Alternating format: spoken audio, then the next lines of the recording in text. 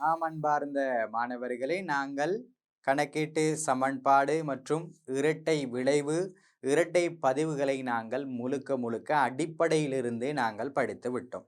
தொடர்ந்து மாணவர்களை நாங்கள் பார்க்க வேண்டிய விடயம் எவ்வாறு இரட்டை பதிவினை நாங்கள் கணக்குகளில் பதிய வேண்டும் என்பதை நாங்கள் பார்க்க வேண்டும். இரட்டை பதிவு தெரிந்திருந்தால் கணக்குகளில் இலகுவாக நாங்கள் பதிவுகளை மேற்கொள்ள முடியும். மாணவர்களை பார்ப்போம். முதலாவது நாங்கள் கணக்கு என்றால் என்ன, கணக்கின் மாதிரி எவ்வாறு அமையும் என்பதை நாங்கள் பார்ப்போம். நாங்கள் ஏற்கனவே கணக்கீட்டு கூறுகள் 5 பார்த்து இருக்கிறோம் மாணவர்களை. 1 சொத்து, பொறுப்பு, உரிமை, வருமானம், செலவு. சொத்து, பொறுப்பு, உரிமை, வருமானம், செலவு என்ற 5 கணக்குகளை நாங்கள் பார்த்திருக்கிறோம். அதே போன்று அந்த கணக்கீட்டின் கூறுகளை நாங்கள் கணக்கு வடிவிலும் சொல்ல முடியும். சொத்து கணக்கு, பொறுப்பு கணக்கு, உரிமை கணக்கு, வருமான கணக்கு மற்றும் செலவு கணக்கு என்று நாங்கள் சொல்ல முடியும். நாங்கள் ஏற்கனவே பார்த்த விடயங்களில் இப்பொழுது நாங்கள் கணக்கு ஒன்றில் மாதிரி வடிவில் எப்படி பதிவது என்பதை தான் இங்கே பார்க்க போகிறோம். பாருங்கள், கணக்கு வகை. கணக்கு வகை. இந்த கணக்கு வகை என்றால் முதலாவது என்ன பார்ப்போம். குறித்த காலப்பகுதிக்குரிய ஏற்படக்கூடிய கொடுக்கல் வாங்கல்களின் மாற்றங்களை பதிவதற்கு பொதுவாக ஏற்றுக்கொள்ளப்பட்ட மாதிரி தான் இந்த கணக்கு. இதை நாங்கள் பேரேட்டு கணக்குகள் என்றும் சொல்லுவோம். பேரேட்டு கணக்குகள் என்றும் நாங்கள் சொல்வது உண்டு. எனவே குறித்த காலப்பகுதிக்குள் இடம்பெற்ற கொடுக்கல் வாங்கல்களை பதிவதற்காக பொதுவாக ஏற்றுக்கொள்ளப்பட்ட ஒரு மாதிரினே தான் நாங்கள் சொல்லுவோம் கணக்குகள் என்று. உதாரணமாக நான் என்னுடைய 1ஆம் மாதம் 1ஆம் திகதி ஒரு கணக்கினை ஆரம்பித்தனாக இருந்தால் அது 1ஆம் மாதம் 31ஆம் திகதி முடிவடையலாம். அல்லது 2022 1ஆம் மாதம் 1ஆம் திகதி ஒரு கணக்கினை ஆரம்பித்தேனாக இருந்தால் 2022 12ஆம் மாதம் 31ஆம் திகதி முடிவடையும். எனவே இது முடிவடைந்த ஆண்டு என்று சொல்லுவோம், இது முடிவடைந்த ஒரு மாதம் என்று சொல்லுவோம். பொதுவாக கணக்குகள் செய்வது ஒரு ஆண்டுக்கு, பொதுவாக ஒரு கணக்காண்டு என்பது இதனை சொல்லுவோம். இன்னொன்று சொல்லுங்கள் பார்ப்போம். 2020ஆம் ஆண்டு 4ஆம் மாதம் 1ஆம் திகதி ஆரம்பிக்கப்பட்டால் முடிவடையும் ஆண்டினை சொல்லுங்கள். 2020 20லிருந்து 21ஆக மாறிவிடும். 3ஆம் மாதம் 31ஆம் திகதி முடிவடையும். 12 மாதம் 12 மாதமாக இருக்கும். எனவே இவ்வாறு அமையக்கூடிய குறித்த காலப்பகுதிக்குரிய கொடுக்கல் வாங்கலை பதிவதற்கு பொதுவாக ஏற்றுக்கொள்ளப்பட்ட மாதிரிக்கு நாங்கள் சொல்லுவோம் கணக்கு என்று. கணக்குகள் பொதுவாக சொத்து, பொறுப்பு, வருமானம், செலவு, உரிமை ஏற்படக்கூடிய அதிகரிப்பு குறைவினை பதிவதற்காகவே இவை பயன்படுத்தப்படுகிறது. எனவே சொத்துக்களினதும் பொறுப்புகளினதும் வருமானத்தினதும் செலவினதும் மற்றும் உரிமையினதும் கூடுதல் குறைவு எவ்வளவு என்று காட்டுவதற்காக கணக்குகள் இங்கே பதியப்படுகிறது. இந்த கணக்குகளை பற்றி தான் நாங்கள் முழுக்க இதில் பார்க்க போகிறோம். அடுத்த விடயத்துக்கு போவோம். கணக்கு ஒன்றின் மாதிரி.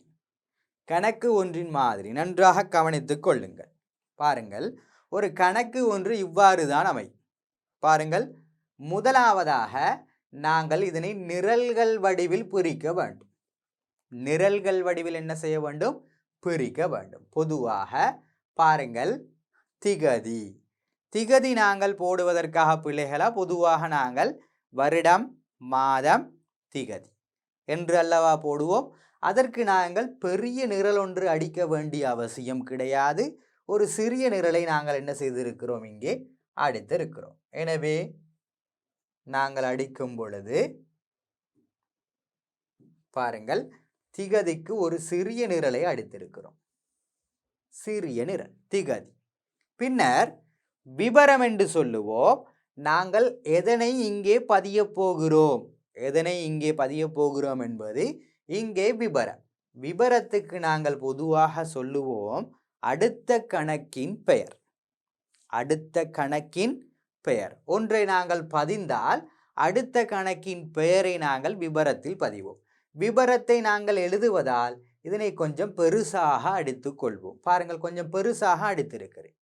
அடுத்ததாக பேரெட்டு பக்க இலக்கம்.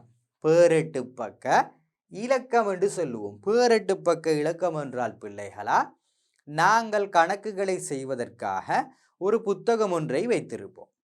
அந்த புத்தகத்தில் முதலாம் பக்கத்தில் ஒரு கணக்கின் பெயர் இருக்கும். உதாரணமாக மூலதன கணக்கு. இரண்டாம் பக்கத்தில் ஒரு கணக்கின் பெயர் இருக்கும், தரகு வருமான கணக்கு.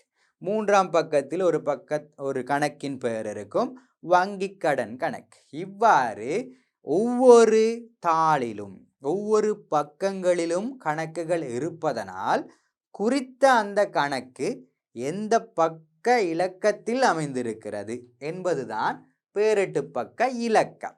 பேரெட்டு பக்க இலக்கம் என்று சொல்லுவோம். பேரெட்டு பக்கம் என்றும் நாங்கள் சொல்வது உண்டு, பேரெட்டு பக்க இலக்கம் என்று தான் நாங்கள் இலக்கத்தை தான் இங்கே எழுத வேண்டும். கணக்குகளில் தந்தால் பதிந்தால் போதுமானது, தராவிட்டால் விடுவோம். எனவே பேரெட்டு பக்கம் என்பது பேரெட்டு புத்தகத்தில் குறித்த கணக்கு உள்ள பக்கத்தின் இலக்கம். அடுத்ததாக தொகை. தொகை என்பது பணத்தொகை பெறுமதியாக இருக்கும். பொதுவாக இந்த தொகையினை நாங்கள் ரூபாவில் தான் நாங்கள் பதிவோம். இங்கே நாங்கள் டொலரிலோ மற்ற நாங்கள் விடயங்களிலோ இலங்கையில் பதிவது கிடையாது. நாங்கள் இங்கே பதிவது ரூபாவில் பதிவோம். எனவே மாணவர்கள், இது தெரிந்தால் போதுமானது. காரணம், இந்த பக்கத்துக்கு நாங்கள் சொல்லுவோம் வரவு பக்கம் அல்லது வரவு மிகுதி என்று சொல்லுவோம். சொல்லுங்கள். இடப்பக்கத்துக்கு நாங்கள் வழங்கக்கூடிய பெயர் வரவு பக்கம். இதே கணக்கினை பாருங்கள், இங்கே இதனை உடைத்து அப்படி கொண்டு வருகிறோம். இங்கே அதே திகதி விவரம் பேரெட்டு பக்கம் தொகை. பாருங்கள், திகதி விவரம் பேரெட்டு பக்கம் தொகை. எனவே இது வரவு மிகுதி என்றால் இது என்ன மிகுதி மாணவர்களே? சொல்லுங்கள் பார்ப்போம். செலவு மிகுதி, செலவு பக்கம் அல்லது மீதி என்று நாங்கள் சொல்லுவோம். நாங்கள் இரட்டை பதிவில் வரவு செலவுகளை படித்து விட்டோம். எனவே அந்த வரவு செலவுகளை இந்த கணக்குகளில் தாக்கல் செய்தால் போதுமானது. எனவே இது வரவு பக்கம், இது செலவு பக்கமாக அமையும். பாருங்கள், போட்டிருக்கிறேன். வலப்பக்கம் வலது பக்கமாக இருப்பது செலவு பக்க மீதி, அதே போன்று இடப்பக்கமாக இருப்பது வரவு பக்க மீதி. இங்கே மாணவர்களை கணக்கின் பெயரை நாங்கள் எழுத வேண்டும். கணக்கின் பெயரை இங்கே எழுத வேண்டும். உதாரணமாக மூலதன கணக்கு என்று எழுத வேண்டும். குறிப்பிட்ட கணக்கின் பெயரை எழுதிவிட்டோம். பின்னர் நாங்கள் எந்த திகதி என்று திகதி ஒழுங்கில் திகதியினை மாற்றி மாற்றி எழுதக்கூடாது. அப்படி என்றால் நான் உதாரணத்துக்கு சொல்கிறேன். முதலாம் மாதம் 1ஆம் திகதி நான் கொள்வனவு ஒன்றை செய்தேன்.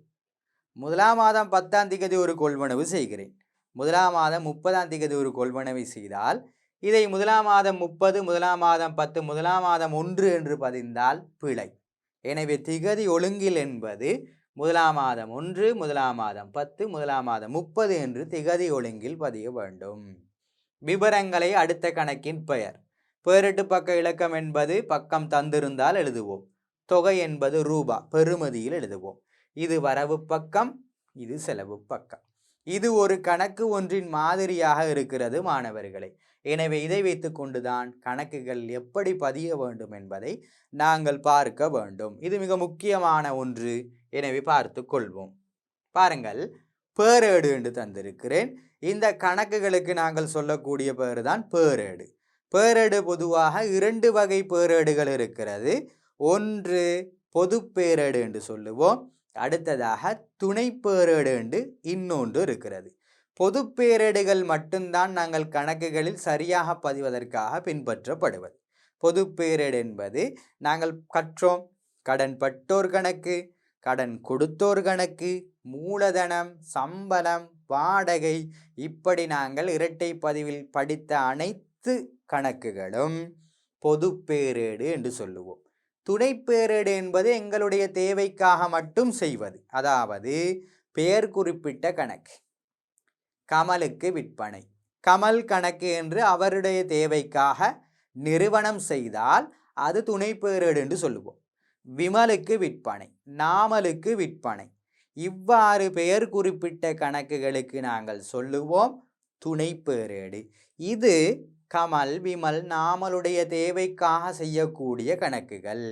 இது ஒற்றை பதிவுக்கு உட்பட்டது. தனியாக செய்யக்கூடிய ஒன்று இரட்டை பதிவுக்கு உட்படுத்தப்படாது.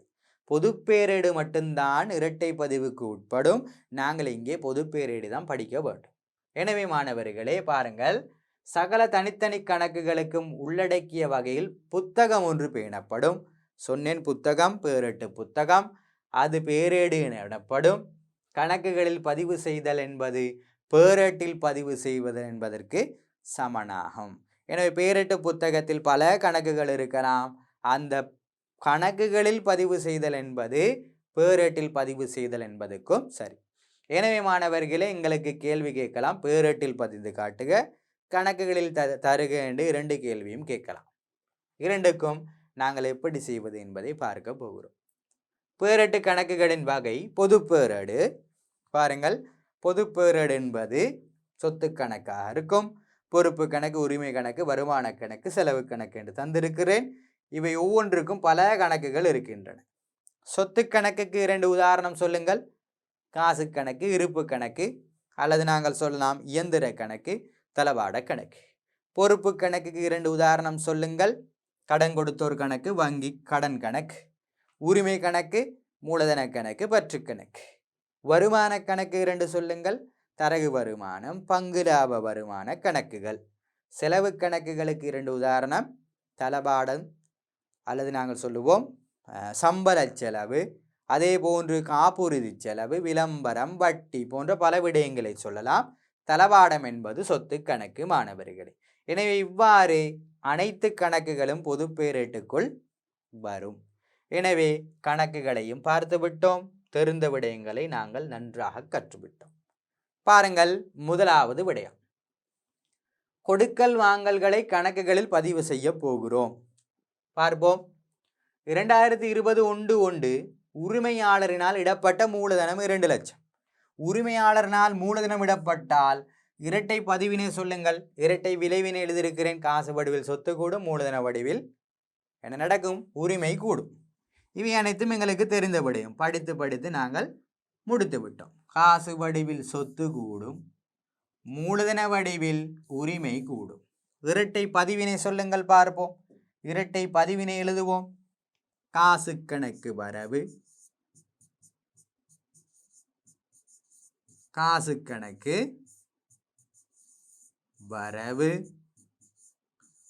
தொகை 2 லட்சம். மூலதன கணக்கு செலவு, மூலதன கணக்கு செலவு 2 லட்சம். இதனை கணக்குகளில் பதிய போகிறோம். இங்கே எத்தனை கணக்குகள் இருக்கிறது சொல்லுங்கள் பார்ப்போம். 1 கணக்கு, 2 கணக்கு. எனவே 2 வகையான கணக்கு. ஒன்று காசு கணக்கு, அடுத்ததாக மூலதன கணக்கு. இதில் எப்படி நாங்கள் பதிவு செய்வது என்பது தொடர்பாக இப்பொழுது நாங்கள் பார்க்க போகிறோம். பார்ப்போம். கணக்குகளை அடித்துக்கொள்வோம். 2 கணக்குகள் நமக்கு தேவை. சொல்லுங்கள். முதலாவது நாங்கள் அடிக்க வேண்டும் திகதி, பின்னர் விபரம், பேரட்டு பக்கம் இருந்தால் பேரட்டு பக்க இலக்கம், பின்னர் தொகை. தொகையில் 2ஆக பிரிபடும் திகதி, பின்னர் நாங்கள் விபரம், பேரட்டு பக்கம், தொகை. எனவே இவ்வாறு ஒரு கணக்கு அமையும். மூடுவோம். தலையங்கத்தினை எழுதுவதற்காக கீழே மூட வேண்டிய அவசியம் கிடையாது மாணவர்களே. நாங்கள் சமப்படுத்தும் பொழுது மட்டுமே இதனை மூட வேண்டும். 2வது கணக்கு பாருங்கள். 2ஆம் கணக்கு எழுதுவோம் இரண்டாம் கணக்கினை. இரண்டு கணக்குகள் இருப்பதனால் இரண்டு கணக்குகளை எழுதுவோம்.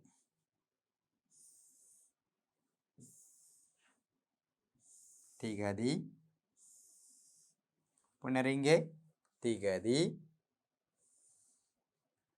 விவரம், பேரட்டு பக்க இலக்கம், தொகை. திகதி, விபரம், பேரட்டு பக்கம், தொகை. இங்கே இரண்டு கோடுகளை போட்டதற்கான காரணம் மாணவர்களே, இங்கே வரவு பக்கம் செலவு பக்கம் என்று பெரிது காட்டுவதற்காக நாங்கள் இதனை போட வேண்டிய அவசியம் கிடையாது. எனவே எழுதுவோம். திகதி, விபரம், பேரட்டு பக்க இலக்கம்,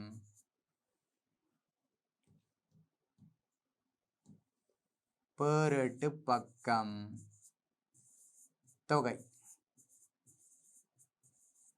பின்னர் திகதி,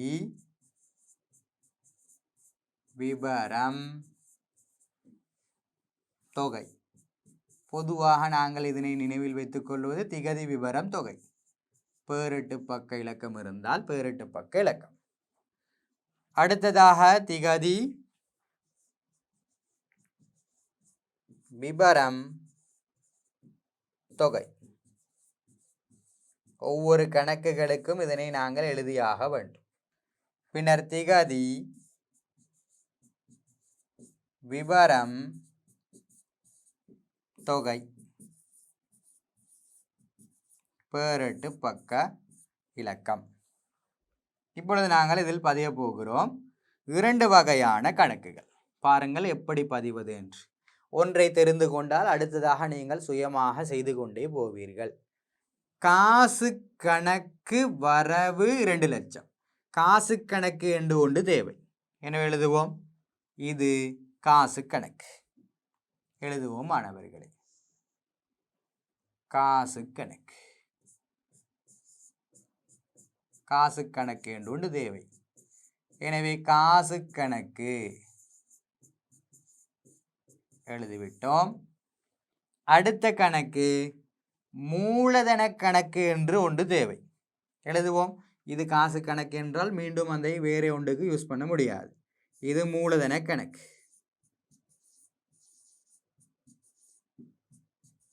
மூலதன கணக்கு. ஒரு கணக்கு ஒரு தடவை மட்டும்தான் ஒரு நிறுவனத்தில். ஒரு கணக்கினை ஒரு தடவை மட்டும்தான் அடிக்க முடியும். காசு கணக்கு என்று பல முறை அடிக்க முடியாது. எனவே இரண்டு வகை கணக்குகள், காசு கணக்கு, மூலதன கணக்கு. பதிந்து விட்டோம். பாருங்கள், முதலாவது காசு கணக்கில் வரவு 2 லட்சம். முதலாவது காசு கணக்கில் வரவு. இது வரவு பக்கம், இது செலவு பக்கம். எனவே பதிய வேண்டும் இங்கே வரவு பக்கத்தில். எனவே இதற்கு ஒரு திகதி ஒன்றை போட்டிருக்கிறார்கள். பாருங்கள், 2020 1. இந்த கொடுக்கல் வாங்கல் இலக்கத்தை நாங்கள் உதாரணத்துக்காக எடுத்துக்கொள்வோம். பேரட்டு பக்க இலக்கம் என்று எடுத்துக்கொள்வோம். எனவே முதலாம் மாதம் 1ஆம் திகதி 2 லட்சம் ரூபாய் காசு கணக்கில் வரவு. எனவே எழுதுவோம். பாருங்கள், காசு கணக்கில் வரவு திகதி 2020 1/1. பாருங்கள், 1/1 திகதியினை இட வேண்டும். அடுத்ததாக காசு கணக்கில் வரவு. முதலாவது மாணவர்களே தொகையினை பதிந்து கொள்ளுங்கள். இது வரவு பக்கம், இது செலவு பக்கம். காசு கணக்கில் வரவு, தொகையினை முதலாவது எழுதுவோம். தொகையினை எழுதுவது சுகம். பேரட்டு பக்கம் நான் சொல்லியிருக்கிறேன், முதலாம் இலக்கம் என்று எழுதிக் கொள்ளுங்கள். முதலாம் இலக்கம். முதலாம் இலக்கம் நான் வேறொரு நிறத்தின் அதில் எழுதுகிறேன். எனவே உங்களுக்கு விளங்கும். முதலாம் இலக்கம். எனவே காசு கணக்கில் வரவு 2 லட்சம். இப்பொழுது நீங்கள் கேட்க வேண்டும், விபரத்தில் நாங்கள் எதனை எழுத வேண்டும்? என்ன டீட்டெயில்ஸ் எழுத வேண்டும்? விபரம் என்ன எழுத வேண்டும்? சொல்லுங்கள் பார்ப்போம். இதில் எழுத வேண்டிய விபரம் மாணவர்களே, அடுத்த கணக்கின் இந்த கணக்கின் அடுத்த கணக்கு எங்கே போகிறது என்று பார்ப்பதற்காக அந்த கணக்கின் பெயரை எழுத வேண்டும். பார்ப்போம், அடுத்த கணக்கு எங்கே போகிறது சொல்லுங்கள் பார்ப்போம். காசு கணக்கு வரவென்றால் அடுத்த கணக்கு போவது மூலதன கணக்கில் போகிறது. எனவே இங்கே எழுத வேண்டும் மூலதன கணக்கு. அவ்வளவுதான், மூலதன கணக்கு. பாருங்கள், காசு கணக்கில் தான் பதிகிறோம் வரவு. காசு கணக்கில் வரவு 2 லட்சம், பேரிட்டு பக்க இலக்கம் உண்டு, திகதி போட்டு விட்டோம். வரவில் நாங்கள் பதிந்து விட்டோம் 2 லட்சம். அடுத்த கணக்கு எங்கே போகிறது? மூலதன கணக்குக்கு போக வேண்டும். இன்னும் நாங்கள் பதியவில்லை அல்லவா? எனவே மூலதன கணக்குக்கு இது போகும். சொல்லுங்கள் பார்ப்போம். மூலதன கணக்கு செலவு 2 லட்சம். எனவே மூலதன கணக்கு எங்கே இருக்கிறது? இது மூலதன கணக்கு. செலவு, செலவு பக்கம் அதே திகதி 1/1 செலவு பக்கம். எனவே எழுதுவோம் 2 லட்சம் ரூபாய், பேரிட்டு பக்க இலக்கம் பாருங்கள், இங்கே போட்டது 1. எனவே இது 1 என்று நாங்கள் எழுதி கொள்ளுவோம். காரணம் என்ன? அதே தொகை அதே பக்கத்தில் இருக்கிறது என்பதை காட்டுவதற்காக. பேரிட்டு பக்கம் இலக்கம் தந்தால் எழுதுவோம், இல்லாவிட்டால் விடுவோம். எனவே பாருங்கள், எழுத வேண்டியது விபரம். சொல்லுங்கள் பார்ப்போம். அடுத்த கணக்கின் விபரம். அடுத்த கணக்கின் விபரம் என்ன? இது மூலதன கணக்கில் பதிந்தோம். அடுத்த கணக்கு விபரம் என்ன? காசு கணக்கு. எனவே நாங்கள் பதிய வேண்டியது காசு கணக்கு.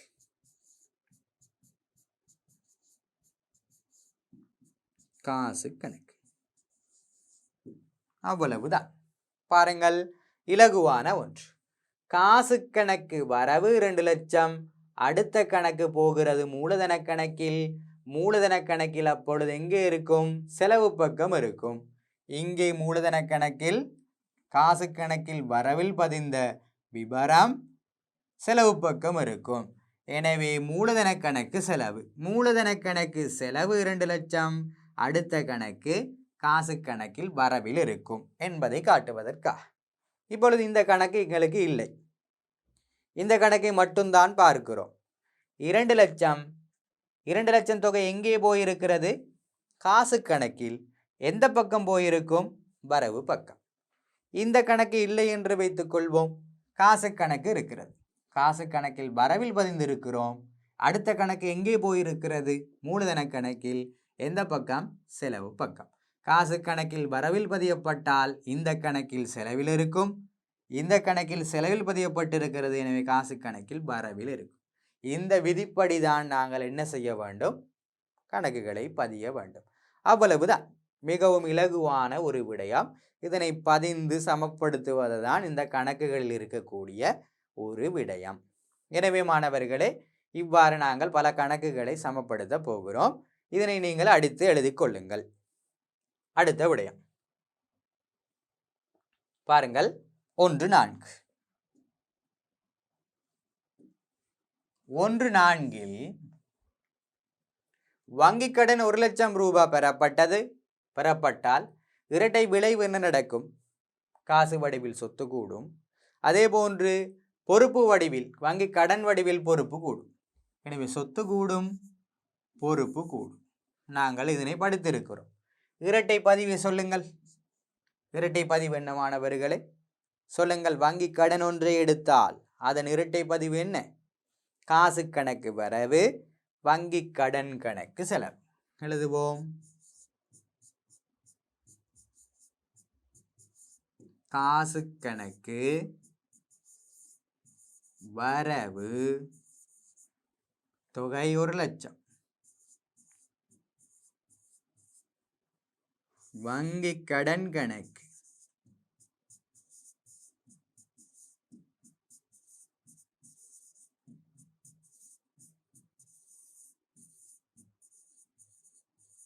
செலவு 1 லட்சம். பிள்ளைகளா, நாங்கள் முதலாவது பதிந்தது வேறொரு நிறுவனம். இது வேறொரு நிறுவனம், புதிய ஒரு கணக்கு என்று நினைவில் வைத்துக் கொள்ளுங்கள். இது ஒரு புதிய கணக்கு, முன்னர் படித்த கணக்குடன் இது தொடர்பு கிடையாது, புதிய ஒரு கணக்கு. எனவே காசு கணக்கு வரம் வங்கி கடன் கணக்கில் செலவு.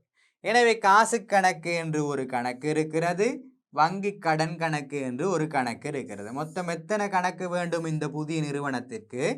இந்த புதிய நிறுவனத்திற்கு 2 கணக்குகள் வேண்டும். என்னென்ன கணக்கு? காசு கணக்கும் வங்கி கடன் கணக்கும். எனவே பெயரேட்டில் நாங்கள் பதிவோம். 2 வகையான கணக்குகள் எங்களுக்கு தேவை. அடிப்போம் மாணவர்களே. பாருங்கள், திகதி, விவரம், பேரட்டு பக்கம், தொகை. பின்னர் திகதி, விபரம், பேரட்டு பக்கம், தொகை. அதே போன்று 2 கணக்குகள் எங்களுக்கு தேவை. இது ஒரு கணக்கு, இது ஒரு கணக்கு. 2ஆம் கணக்கில் பதிவோம். சொல்லுங்கள், 2ஆம் கணக்கு. இது 2ஆம் கணக்கு. நாங்கள் கொப்பில் அடிக்கும் போது அழகாக வரும் அல்லவா? எனவே அடித்துக் கொள்வோம். திகதி விபரம் தொகை, திகதி விபரம் தொகை, திகதி விபரம் தொகை, திகதி விபரம் தொகை. பேரிட்டு பக்கம் இருந்தால் விபரத்துக்கும் தொகைக்கும் பக்கத்தில் நடுவில் பேரிட்டு பக்க இலக்கம். எனவே எழுதிக் கொள்ளுவோம். திகதி, விபரம், தொகை, பேரிட்டு பக்க இலக்கம். திகதி, விபரம், தொகை, பேரிட்டு பக்கம். திகதி, விபரம், தொகை. திகதி, விபரம், தொகை, பேரிட்டு பக்கம். பேரிட்டு பக்கம் இருந்தால் மட்டும் பதிந்தால் போதுமானது. பார்ப்போம். காசு கணக்கு வரவு 1 லட்சம், வங்கி கடன் கணக்கு செலவு 1 லட்சம். எனவே 2 கணக்குகள் தேவை. என்னென்ன கணக்கு சொல்லுங்கள்? காசு கணக்கு, வங்கி கடன் கணக்கு. எழுதுவோம். முதலாவது தலைப்பினை காசு கணக்கு, வங்கி கடன் கணக்கு, வங்கி கடன் கணக்கு.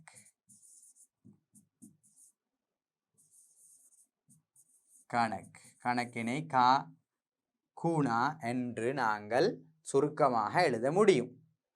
எனவே பார்ப்போம். கொடுக்கல் வாங்கலை முதலில் பதிய போகிறோம்.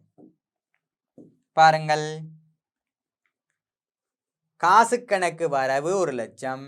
எனவே காசு கணக்கில் வரவில் 1 லட்சம். திகதி 1ஆம் மாதம் 4ஆம் திகதி. காசு கணக்கில் வரவில் 1 லட்சம். எனவே 1 லட்சத்தை நாங்கள் வரவில் பதிந்து விடுவோம். சொல்லுங்கள், 1 லட்சம். காசு கணக்கு வரவு 1 லட்சம். திகதி 1ஆம் மாதம் 4.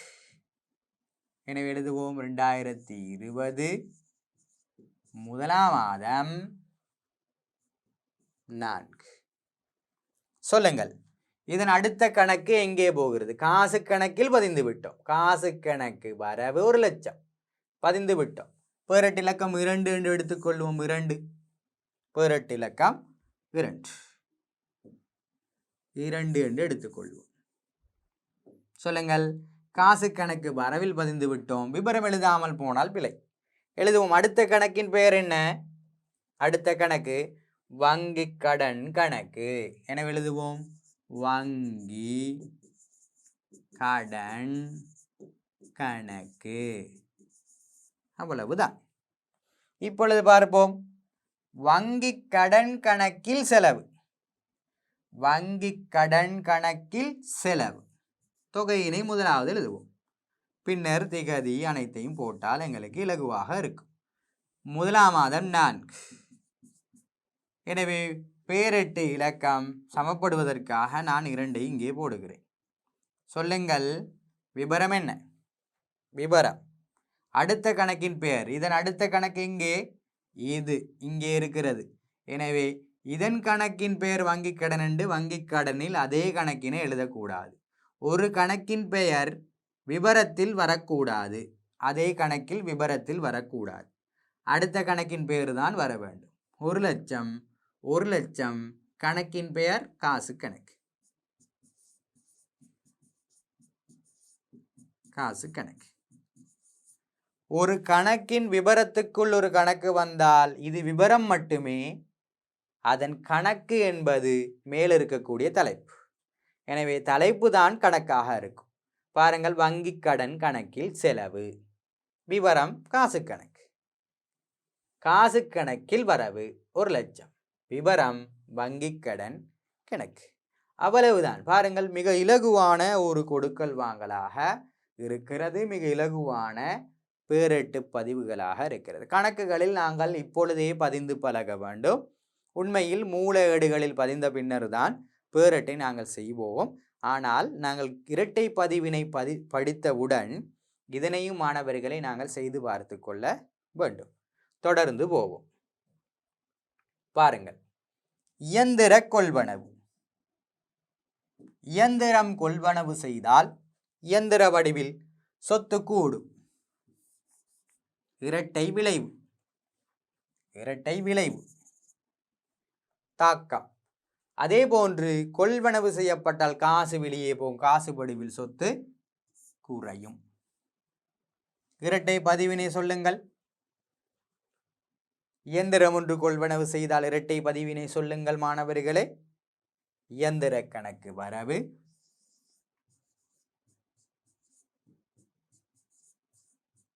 இயந்திர கணக்கு வரவு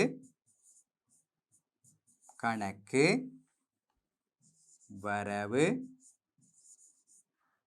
5,00,000. பின்னர் காசு போகும். காசு கணக்கு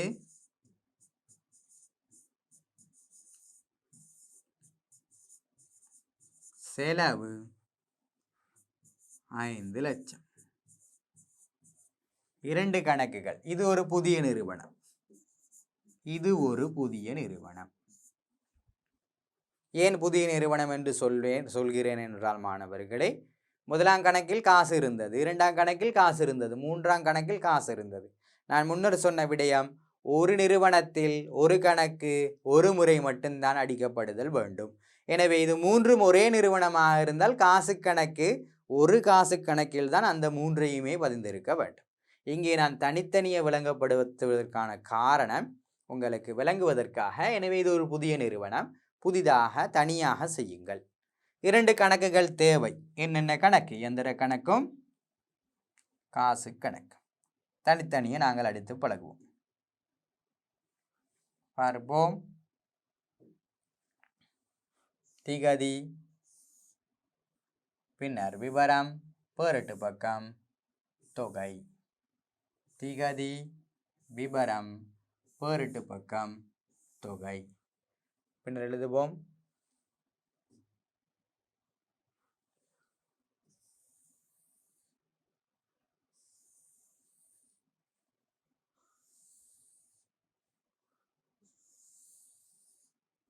கீழே மாணவர்களே நாங்கள் அட்டவணை போன்று அடிப்பது இங்கே கிடையாது.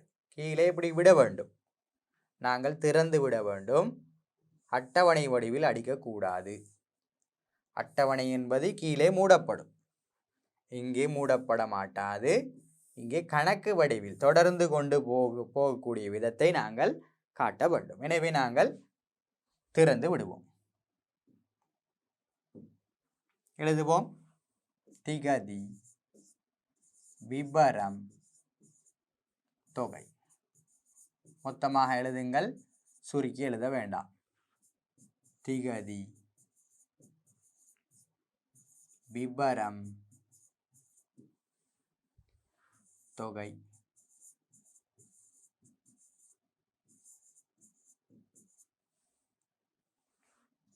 திகதி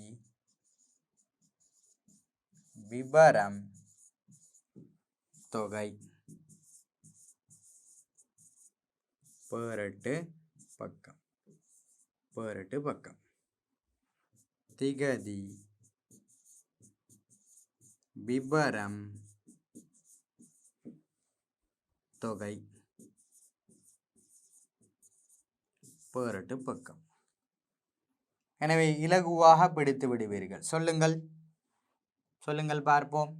இயந்திர கணக்கு, காசு கணக்கு, இரண்டு வகையான கணக்குகள் தேவை. இயந்திர கணக்கு பிள்ளைகளா, இந்த இயந்திர கணக்கையும் காசு கணக்கையும் மாற்றி எழுதினால் ஒரு பிழையும் கிடையாது. கேட்கலாம், முதலாவது இயந்திர கணக்கையே எழுத வேண்டும், இரண்டாவது காசு கணக்கை எழுத வேண்டும். அவ்வாறல்ல, கணக்குகள் எங்கே இருந்தாலும் பரவாயில்லை, மாறி இருந்தால் ஒரு பிரச்சனையும் கிடையாது. எனவே முதலாவது நாங்கள் இயந்திர கணக்கில் வரவு 5 லட்சம், முதலாம் மாதம் 10ஆம் தேதி. எனவே எழுதுவோம், இயந்திர கணக்கில் வரவு பக்கம் 5 லட்சம். பாருங்கள், 5 லட்சம் பெறுமதி. 5 லட்சம் முதலாம் மாதம் 10ஆம் தேதி. சொல்லுங்கள், விபரம் என்ன? இயந்திர கணக்கு வரவு 5 லட்சம். விபரம் என்ன? அடுத்த கணக்கின் பெயர் காசு கணக்கு. காசு கணக்கு. இங்கே உதாரணத்துக்காக நான் கொடுக்கல் வாங்கல் இலக்கத்தை பெயரிட்டு இலக்கமாக போடுகிறேன்.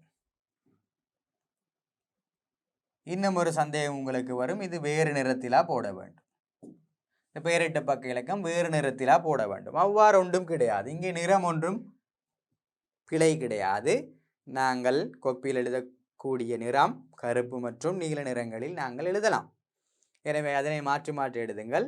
சிகப்பு நிறத்தில் நாங்கள் அதிகமாக கொப்பிகளில் இந்த அட்டவணையை நாங்கள் அடிப்பது உண்டு. ஆனால் பரீட்சையில் நீங்கள் தயவு செய்து சிகப்பு நிறத்தினால் இதன் கோடுகளை அடிக்க வேண்டாம். சிகப்பு நிறத்தினால் இதன் கோடுகளை அடிக்க வேண்டாம். காரணம் என்ன? திருத்துபவர்களுக்கு அது ஒரு இடையூறாக அமையும் மாணவர்களே. காரணம், அவர்கள் இந்த சிகப்பு நிறத்தில் தான் திருத்த வேண்டும். வகுப்பில் பாடசாலையிலும் கூட பரீட்சைகளை சிகப்பு நிறத்தினால் திருத்துவதனால் நீங்கள் மாணவர்களாகி நீங்கள் சிகப்பு நிறத்தை பயன்படுத்தக்கூடாது. மாணவர்களாகி நீங்கள் சிகப்பு நிறத்தை பயன்படுத்த வேண்டாம். திருத்துவதற்காக பயன்படுத்துவதுதான் சிகப்பு நிறம். எனவே அதை நீங்கள் பயன்படுத்த வேண்டாம். வேறு நிறங்களில் அதனை அடித்து கொள்ளுங்கள். அடுத்த விடயம், கருப்பு நீல நிறங்கள் மிக மிக சுகமானது. பாருங்கள், இயந்திர கணக்கு வரவு 5 லட்சம், திகதியினை போட்டுவிட்டேன். அடுத்த கணக்கின் பெயர். காசு கணக்கு செலவு 5 லட்சம். எனவே காசு கணக்கில் செலவு 5 லட்சம். பெயரிட்டு இலக்கத்தை நான் சொல்லியிருக்கிறேன். பாருங்கள், இது நான் உங்களுக்கு விளங்குவதற்காக வேறு நிறத்தில் போட்டேன். நீங்கள் ஒரே நிறத்தில் பதிவதுதான் சரி. திகதி 2020 முதலாம் மாதம் 10ஆம் திகதி. திகதியினை ஒரு நேர் ஒழுங்கில் எழுதுவதுதான் சிறந்தது. 2 வரிகளில் எழுத வேண்டாம். எழுதினால் பிழையும் கிடையாது. நாங்கள் ஒழுங்கினை பேணுவது சுகம். அடுத்தது இயந்திர கணக்கு.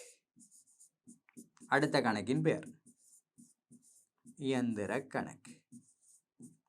ஒரே வரியில் எழுதக்கூடிய மாதிரி நாங்கள் என்ன செய்ய வேண்டும்? விபரத்தை கொஞ்சம் பெரிதாக அடித்துக்கொள்ள வேண்டும். எனவே இயந்திர கணக்கு வரவு, அடுத்த கணக்கில் காசு, காசு செலவு பக்கம் இருக்கும்.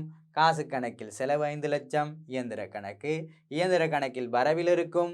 பாருங்கள், இயந்திர கணக்கில் வரவில் இருக்கிறது. காசு கணக்கில் செலவில் இருக்கும். பாருங்கள், காசு கணக்கில் செலவில் இருக்கிறது. எனவே இவ்வாறு இதன் கொடுக்கல் வாங்கல்கள் இங்கே பேரிட்டுக்கு தாக்கல் செய்யப்படும். கொடுக்கல் வாங்கல் 5. பாருங்கள், கொடுக்கல் வாங்கல் 5. 4வது கொடுக்கல் வாங்கல். வங்கி தவணை கட்டணம் 21,000 ரூபாய் செலுத்தப்பட்டன. அதில் 1000 ரூபாய் வட்டி. எனவே இதன் இரட்டை பதிவினை நான் தந்திருக்கிறேன். வட்டி கணக்கு வரவு, வங்கி கடன் கணக்கு வரவு, காசு கணக்கு மொத்தமாக செலவு. இது ஒரு புதிய நிறுவனம். எத்தனை கணக்குகள் இருக்கிறது? வட்டி கணக்கு, வங்கி கடன் கணக்கு, காசு கணக்கு, 3 கணக்குகள். எனவே நாங்கள் அடிக்க வேண்டியது 3 கணக்கு. 3 கணக்கு வரும் பொழுது எவ்வாறு செய்ய வேண்டும் பாருங்கள். இதனை நன்றாக கவனித்துக் கொள்ளுங்கள். 3 கணக்குகள், 3 கணக்கு. எனவே 1 இங்கே அடிப்போம், 2 3 3 கணக்குகள். 1 2 3 கணக்கு. அடிப்போம். திகதி, திகதி, விபரம், பேரிட்டு பக்கம், தொகை. திகதி, விபரம், பேரிட்டு பக்கம், தொகை. திகதி, விபரம், பேரிட்டு பக்கம், தொகை. திகதி, விபரம், பேரிட்டு பக்கம், தொகை. எனவே இங்கே நான் 2ஆக பிரித்துக் கொள்கிறேன்.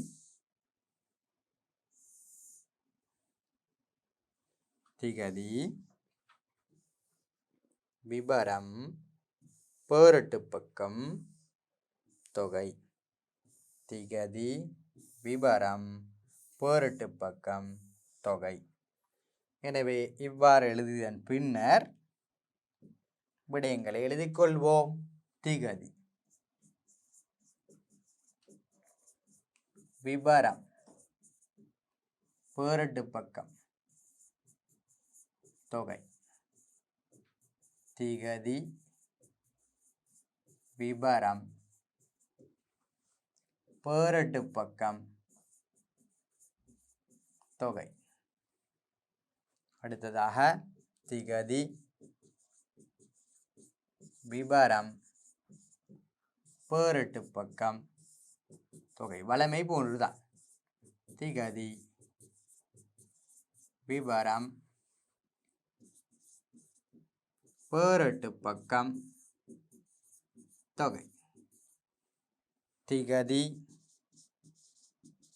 விபரம், பேரிட்டு பக்கம், தொகை. திகதி, விபரம், பேரிட்டு பக்கம், தொகை. இது அடிக்கடி எழுதுங்கள் மாணவர்கள், இது அடிக்கடி எழுதுங்கள். காரணம், நான் அடிக்கடி எழுதுவதற்கான காரணம் என்ன? இது உங்களுக்கு மரணமாக வேண்டும். செய்ய செய்ய செய்ய உங்களுக்கு இது மரணமாகிவிடும், இது உங்களுக்கு பழகிவிடும். எனவே திகதி விபரம் தொகை, திகதி விபரம் தொகை, திகதி விபரம் பேரிட்டு பக்கம் தொகை என்று பழக வேண்டும். எனவே எழுதுங்கள், எழுதுதான் உங்களுக்கு நினைவில் நிற்கும். நீங்கள் எழுதுவதற்கு நீங்கள் என்ன செய்ய வேண்டும்? நன்றாக பழக வேண்டும். அதுக்கு நீங்கள் உங்களுடைய ஆசையினை, விருப்பத்தினை குறைத்து கொண்டீர்களாக இருந்தால், எழுதுவதற்கான விருப்பத்தை குறைத்து கொண்டால் உங்களுடைய கல்வி மட்டம் குறைந்து கொண்டு செல்லும். எழுதுவதற்கு, வாசிப்பதற்கான நேரத்தை ஒதுக்குங்கள். எனவே அவ்வாறு செய்வதன் மூலமாகத்தான் அறிவு வளரக்கூடும். அடுத்ததாக நாங்கள் கணக்குகள் 3ஐயும் எழுதுவோம். வங்கி கடன், காசு கணக்கு, வட்டி கணக்கு. மாற்றி எழுதினால் ஒரு பிழையும் கிடையாது. மாற்றி எழுதினால் ஒரு பிழையும் கிடையாது. எழுதுவோம். நான் இங்கிருந்து எழுதுகிறேன். வட்டி கணக்கு,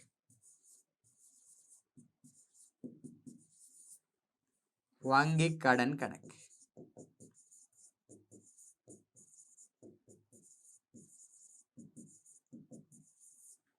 காசு கணக்கு,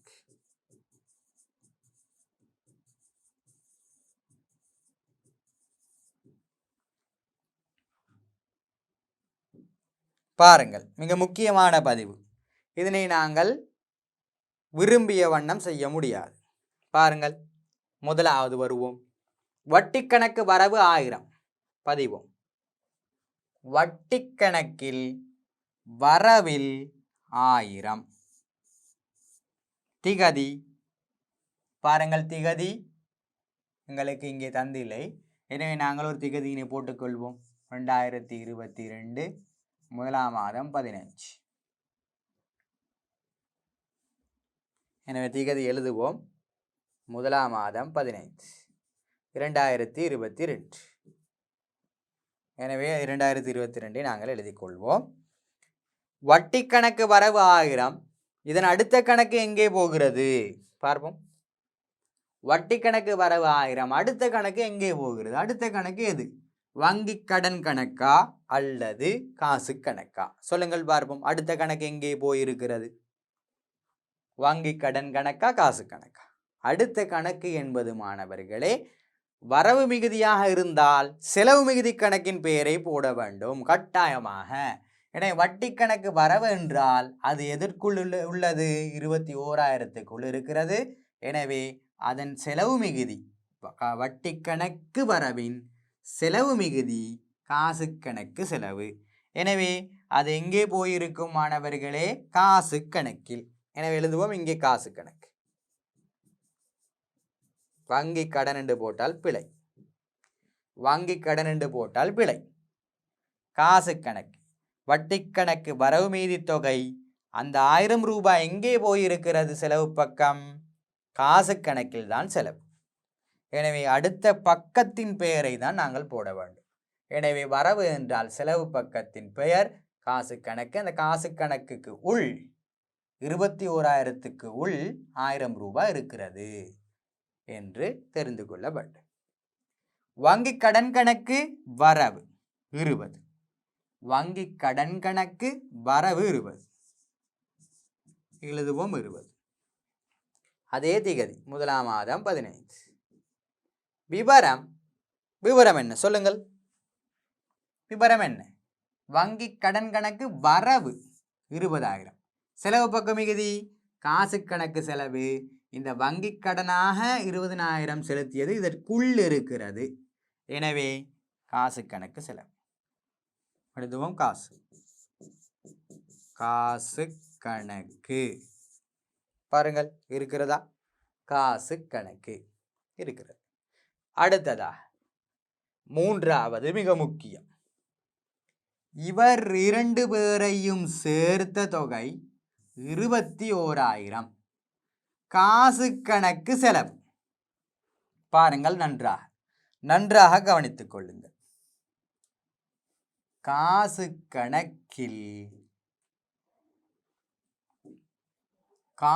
கணக்கில் செலவு 21,000 என்று நான் போடுகிறேன்.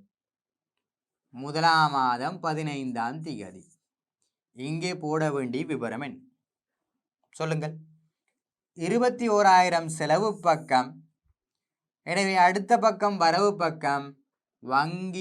வங்கி கடனை போடுவதா வட்டியை போடுவதா? வங்கி கடனை போடுவதா வட்டியை போடுவதா? சொல்லுங்கள். எதை போட வேண்டும் சொல்லுங்கள். இது செலவு மிகுதி. அடுத்த கணக்கின் பெயரை போட வேண்டும். எனவே அடுத்த பக்கம் வரவு பக்கம். வரவு பக்கம் 2 கணக்குகள் இருக்கிறது மாணவர்களே. எனவே 2 கணக்கையும் வட்டி வங்கி கடன் என்று போடக்கூடாது. எப்படி போட வேண்டும் பாருங்கள். 21,000 ரூபாவினை போடக்கூடிய முறை இப்படித்தான். பாருங்கள், 20,000 அதே திகதியில் மாற்றம் இல்லை. 20,000 எங்கே சென்றிருக்கிறது? காசு கணக்கு செலவு 21,000. நான் 20,000 போடுகிறேன் முதலில். இந்த 20,000 சென்றிருப்பது வங்கி கடன். எனவே வங்கி கடன். மிகுதி 1,000 வட்டி. எனவே இது இரண்டையும் கூட்டினால் 21,000. காசு கணக்கு செலவு 21,000. காசு கணக்கு செலவு 21,000. இரண்டாக உடைந்து போயிருக்கிறார். ஒன்று வட்டி கணக்கு, வங்கி கடன் கணக்கு. வட்டியில் 1000, வங்கி கடனில் 20,000. நீங்கள் இதனை நம்பவில்லை என்றால் பாருங்கள், இதனை நீங்கள் மறைத்து கொள்ளுங்கள். காசு கணக்கு காசு கணக்கு செலவு பக்கம் 20,000 1000 மொத்தம் 21,000. 20,000 எங்கே சென்று இருக்கிறது? வங்கி கடனில். வங்கி கடனில் வரவு பக்கம் இருக்க வேண்டும். வங்கி கடனில் வரவு பக்கம் 20 இருக்கிறது. வங்கி காசு கணக்கில் செலவு பக்கம் 1000 இருக்கிறது. அது வட்டி கணக்கில் வரவு பக்கம் 1000 என்று போயிருக்க வேண்டும். வட்டி கணக்கில் வரவில் 1000 என்று இருக்கிறது. எனவே சரியாக பதிந்திருக்கிறோம். எனவே இவ்வாறு 3 பதிவுகள் வரும் பொழுது நாங்கள் மொத்தமாக ஒரு கணக்கினை பதிந்திருந்தால் அதனை பகுதி பகுதியாக பிரித்து பதிய வேண்டும். காசு கணக்கில் மொத்தமாக பதிந்திருக்கிறோம் 21. அதனை 2 பகுதியாக பிரித்து எழுத வேண்டும். ஒன்று எதற்காக நாங்கள் அனுப்பியிருக்கிறோம்.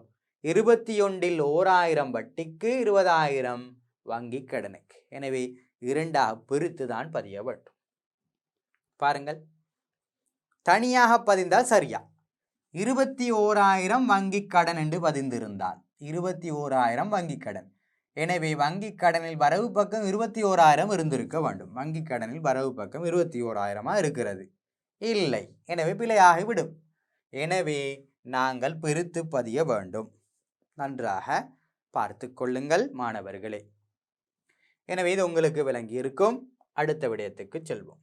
எனவே மாணவர்களே, நாங்கள் செயற்பாட்டின் ஊடாக நாங்கள் இன்னும் இந்த கணக்குகளை எவ்வாறு செய்வது என்பதை நாங்கள் கட்டியெழுப்புவோம். பாருங்கள், இது ஒரு நிறுவனம். இந்த ஒரு நிறுவனத்துக்குரிய கணக்குகள் செய்கின்ற பொழுது மாணவர்களே, ஒரு கணக்கை ஒரு தடவை மட்டும்தான் அடிக்க வேண்டும். நாங்கள் முன்னர் செய்தது போல காசு கணக்கினை மீண்டும் மீண்டும் அடிக்கக்கூடாது. ஒரு கணக்கு ஒரு தடவை மட்டும்தான். பாருங்கள், ஜனவரி மாத கொடுக்கல் வாங்கல்கள் அந்த மாதத்தில் இடம்பெற்ற பேரட்டுக்கு பதிய சொல்லியிருக்கின்றார்கள். பாருங்க, 1ஆம் மாதம் 1ஆம் திகதி உரிமையாளர் 1,00,000 பெறுமதியான தளபாடமும் 50,000 பெறுமதியான காசும் மூலதனமாக கொண்டு வந்திருக்கிறார். எனவே அதனை நாங்கள் பதிய வேண்டும். அடுத்ததாக 1ஆம் மாதம் 2ஆம் திகதி 20,000 ரூபாய் பெறுமதியான கடன் படுனரிடம் 2,000 ரூபாய் கழிவுநீக்கு மிகுதி பணம் பெறப்பட்டது. பின்னர் 6ஆம் திகதி கடன் கொடுனர் ஒருவருக்கு 50,000 செலுத்தி தீர்க்கப்படும் பொழுது 5,000 ரூபாய் கழிவு வழங்கப்பட்டது. அடுத்ததாக வங்கி கடனில் 60,000 செலுத்தப்பட்டு அதனுள் வட்டி 5,000 ரூபாய் உள்ளடங்கி இருக்கிறது. அடுத்ததாக தரகு வருமானம், பின்னர் சம்பளம் செலுத்தியது போன்ற விவரங்கள் தரப்பட்டிருக்கிறது. இதில் மாணவர்களே, எங்களுக்கு தேவையான கணக்குகளின் எண்ணிக்கையை நாங்கள் மேலோட்டமாக அடித்துக் கொள்ள வேண்டும். பாருங்கள், மூலதன கணக்கு இருக்கிறது. மூலதன கணக்கினை அடிக்க வேண்டும். தளபாட கணக்கு 2, பின்னர் நாங்கள் சொல்லலாம் கடன்பட்டோர் 3, கழிவு 4, கடன் கொடுத்தோர் 5, பின்னர் 6, 7, 8, 9, 10, 11 இன்னும் இருக்கிறது. பாருங்கள், 12, 13, 14, 15, பின்னர் 15 கணக்குகள் போன்று நாங்கள் என்ன செய்ய வேண்டும், இதில் அடித்துக்கொள்ள வேண்டும். எனவே காசு கணக்கில் கொஞ்சம் நாங்கள் பெரிதாக அடித்துக்கொள்வோம், மற்ற அனைத்தையும் சிறிதாக அடித்துக்கொள்வோம். எனவே 15 கணக்குகள் எங்களுக்கு தேவை. மேலோட்டமாக எண்ணி இருக்கிறோம். தேவை என்றால் அடித்துக்கொள்வோம். முதலாவது காசு கணக்கு. காசு கணக்கினை சற்று பெரிதாக அடித்துக்கொள்வோம் மாணவர்களே. காசு கணக்கினை பெரிதாக அடித்துக்கொள்வோம்.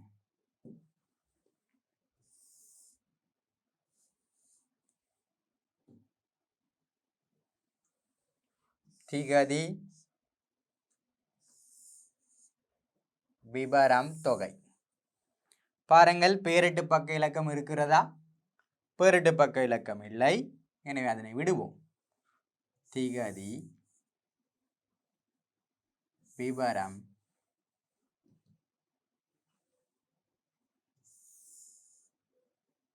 திகதி, விபரம், தொகை. காசு கணக்கினை சற்று பெரிதாக எடுத்துக்கொண்டோம். பின்னர் நாங்கள் கணக்குகளை அடிப்போம். சிறிதாக எடுத்துக்கொண்டால் போதுமானது.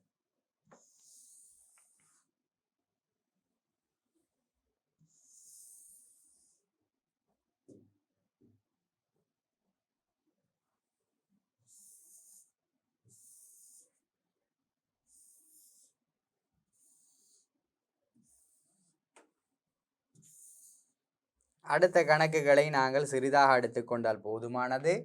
பாருங்கள், முதலாவது காசு கணக்கு. எனவே காசு கணக்கை எடுத்து விட்டோம்.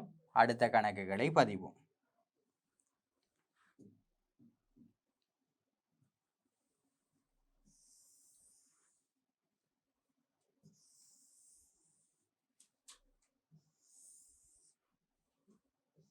ஒரு பக்கத்தில் நான் 3 கணக்குகள் வருவதை போன்று அடித்துக்கொள்கிறேன் மாணவர்களே. எனவே கணக்குகள் ஒவ்வொன்றையும் நாங்கள் இலகுவாக பதிவதற்காக எடுத்துக்கொள்வோம். பாருங்கள், திகதி,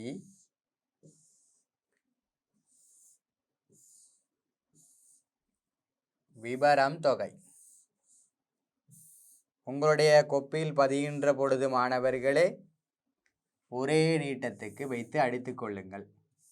எனவே இடையில் அடித்து கொண்டால் இவ்வாறு நேரே அடித்து விட்டுட்டு நாங்கள் இடைக்கிடையே அழித்தால் என்ன நடக்கும்? உங்களுக்கு பல கணக்குகளை பெற்றுக்கொள்ளலாம். CR புத்தகங்களை பயன்படுத்துங்கள். எனவே இலகுவாக இருக்கும். அடுத்ததாக 3 கணக்கினை அடித்து விட்டோம். இன்னும் 3 கணக்குகளை இங்கே அடிப்போம். தேவையான கணக்குகளை அடித்து வைப்பது சுகம். நாங்கள் கூடுதலாக அடித்து வைத்தோம் என்பதனால் எங்களுக்கு ஒன்றும் குறைந்து போவது கிடையாது. எனவே குறைவாக அடித்து விட்டோம் என்றால் அதிலும் ஒரு பிரச்சனையும் கிடையாது. தேவை என்றால் அடித்து கொள்ளலாம். எனவே நாங்கள் வாசித்ததன் பிரகாரம் மாணவர்களே, நாங்கள் வாசித்ததன் பிரகாரம் எங்களுக்கு ஒரு 15-16 கணக்குகள் அல்லது அதைவிட குறைவான கணக்குகள் வர முடியும். சரியாக எண்ண வேண்டிய அவசியம் கிடையாது. காரணம், அதனை எண்ணுகின்ற பொழுது எங்களுக்கு என்ன செய்துவிடும்? நேரம் வீணாக போய்விடும். எனவே தேவையான கணக்குகள் 6 எடுத்து விட்டோம்.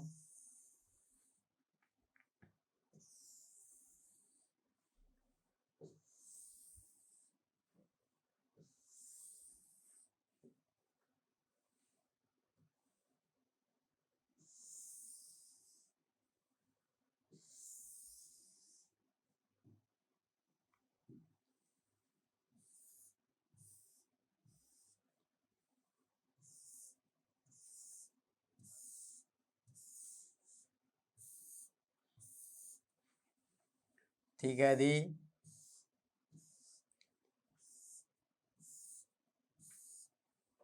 விபரம் தொகை. திகதி, விபரம் தொகை. திகதி, விபரம் தொகை. திகதி, விபரம் தொகை. எனவே பாருங்கள்,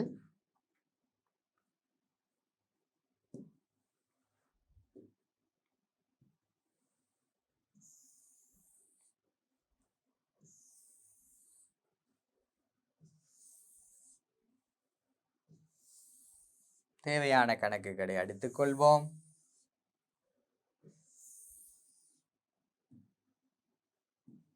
வேகமாக எடுத்துக்கொள்ள வேண்டும்.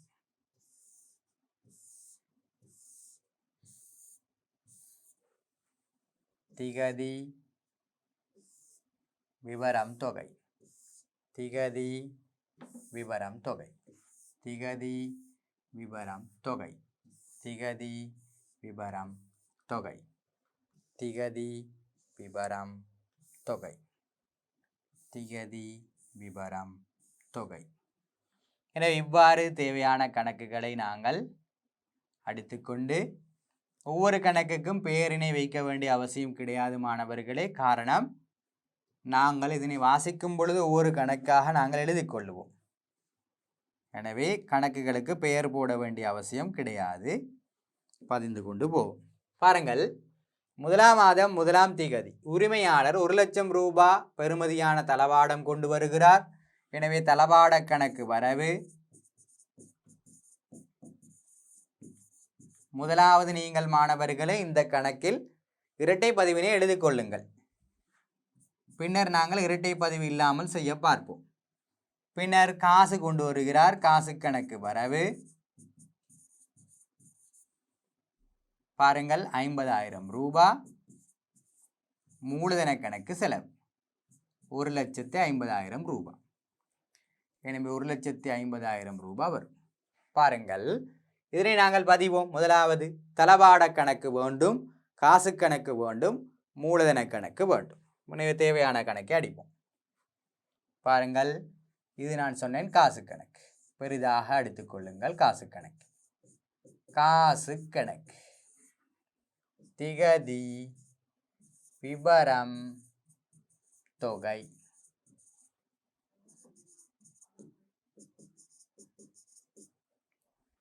திகதி விபரம் தொகை. காசு கணக்கு அடித்து விட்டோம். பின்னர் தளபாட கணக்கு.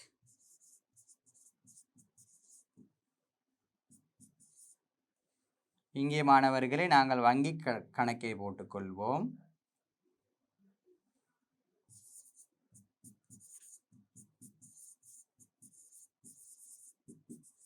வங்கி கணக்கு.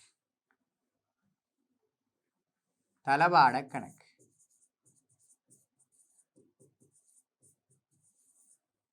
பின்னர் மூலதன கணக்கு. எங்களுக்கு தேவையான கணக்கோடு நான்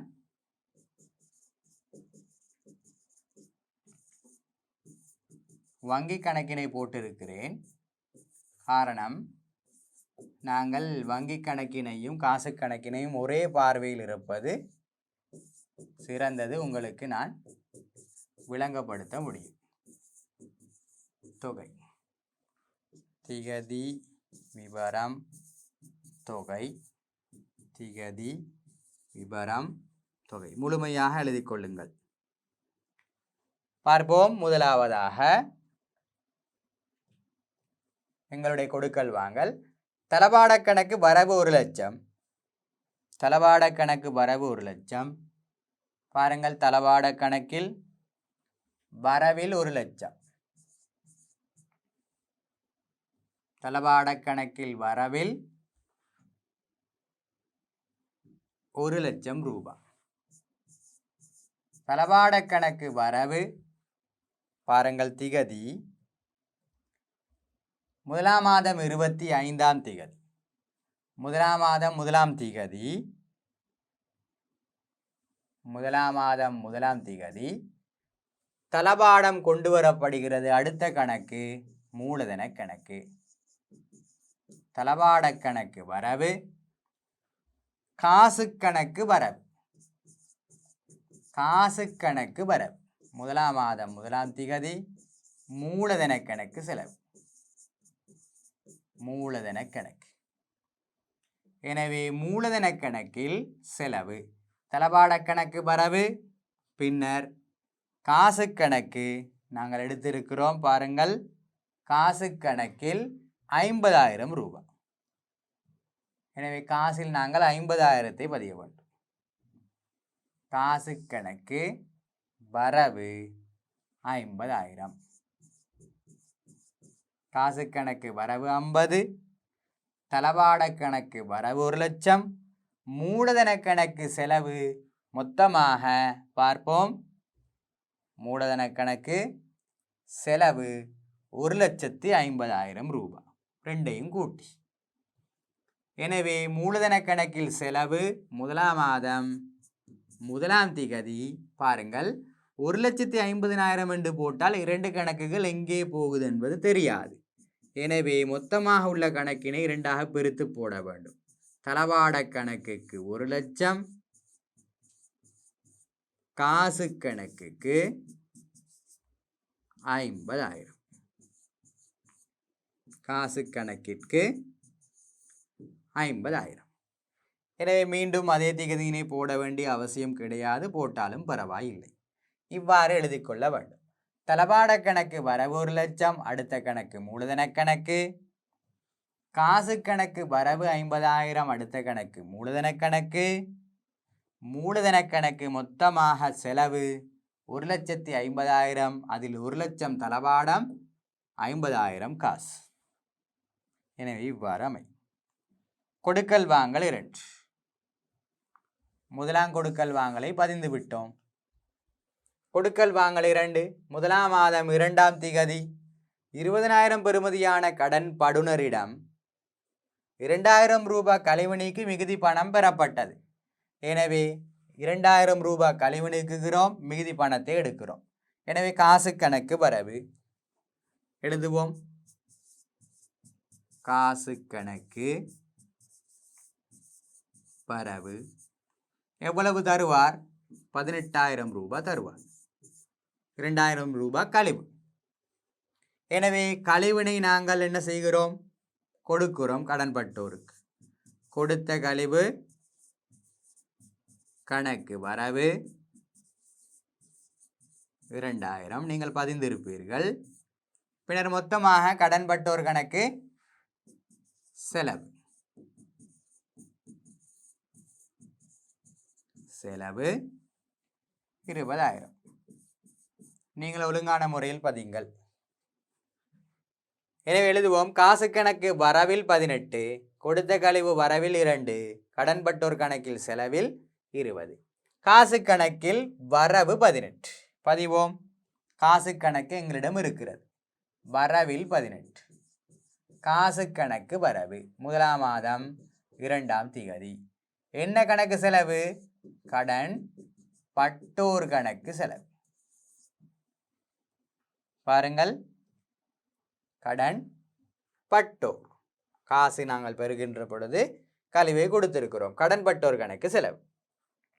கொடுத்த கழிவு கணக்கு வரவு பதிவோம். கொடுத்த கழிவு என்று ஒரு கணக்கு கிடையாது. பதிவோம். கொடுத்த கழிவு.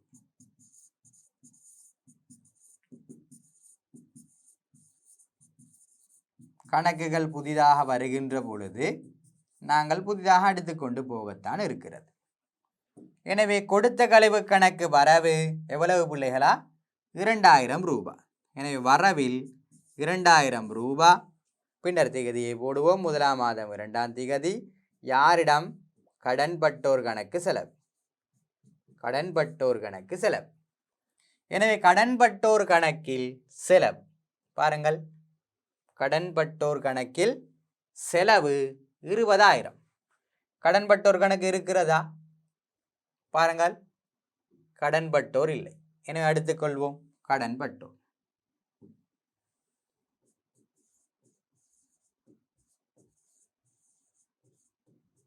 கடன்படுனர் கணக்கு. எனவே அவருடைய கணக்கில் செலவு 20,000. 20,000-ல் 18,000 காசு, 2,000 ரூபாய் கழிவு. எனவே காசு கணக்கில் பாருங்கள், போய் அங்கே இருக்கும் 18,000, 2,000 கொடுத்த கழிவு கணக்கில் போய் பாருங்கள், அங்கே இருக்கும். முதலாம் மாதம் 2ஆம் திகதி. பாருங்கள்,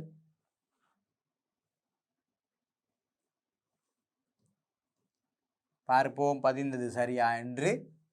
முதலாம் மாதம் 2ஆம் திகதி. காசு கணக்கு வரவு, கொடுத்த கழிவு கணக்கு வரவு, கடன்பட்டோர் செலவு. பாருங்கள்,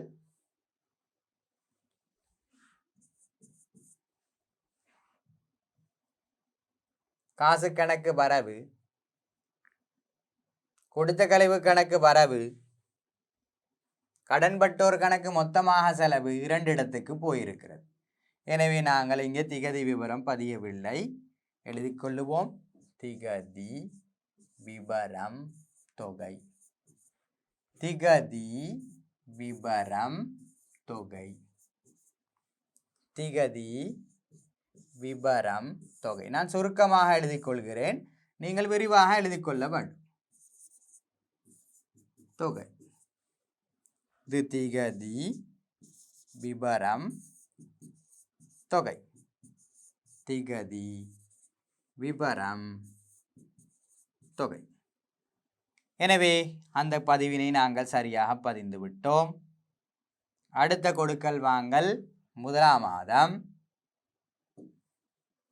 6ஆம் திகதி கடன் கொடுனர் ஒருவருக்கு 50,000 செலுத்தி தீர்க்கப்படும் பொழுது 5,000 ரூபாய் கழிவு. எனவே 50,000 கொடுக்கிறோம், 5,000 ரூபாய் கழிவினை தருகிறார். எனவே 45,000 காசு கொடுப்போம். எனவே சொல்லுங்கள், கடன் கொடுத்தோர் கணக்கு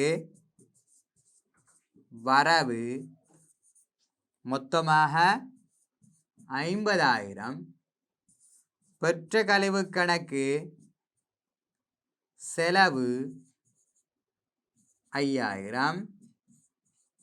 பின்னர் கடன் கொடுத்தோர் கொடுத்து விட்டோம், காசினை கொடுப்போம். காசு கணக்கு செலவு 45,000. பதிவினை பதிவோம். கடன் கொடுத்தோர் கணக்கு வரவு.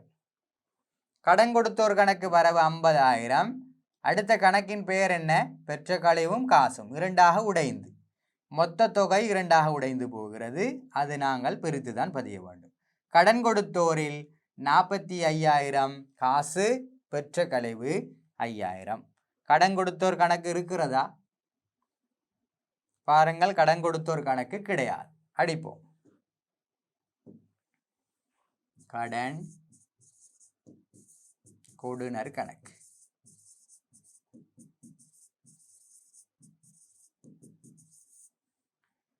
கடன் கொடுனர் கணக்கு வரவு பதிவோம். எவ்வளவு தொகை? 45,000 ரூபாய் காசு. காசு கணக்கு. மிகுதி 5,000 ரூபாய் பெற்ற கழிவு. பெற்ற கழிவு. எனவே திகதி 1ஆம் மாதம் 6ஆம் திகதி. பாருங்கள், கடன் கொடுனர் கணக்கு வரவு மொத்தமாக 50,000. பின்னர் காசு கணக்கு செலவு 45,000. காசு கணக்கு செலவு. பாருங்கள், செலவு பக்கம் பதிகின்ற பொழுது சில மாணவர்கள் என்ன செய்வார்கள்? இதற்கு நேரே திகதியினை போட்டு தொகையினை போட்டு இப்படி பதிந்து கொண்டு போவார்கள். அது பிழை. நாங்கள் இந்த வரவினையும் செலவினையும் ஒழுங்குமுறையில் நாங்கள் என்ன செய்ய தேவையில்லை, பதிய தேவையில்லை. திகதி ஒழுங்கில் பதிகின்ற பொழுது நாங்கள் மேலே இருந்து வரலாம், மேலே இருந்து வரலாம். எனவே கடன் கொடுத்தோருக்கு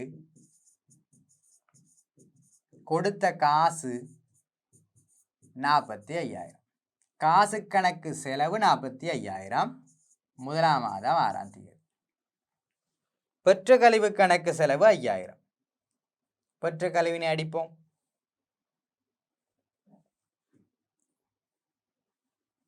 பெற்ற கழிவு.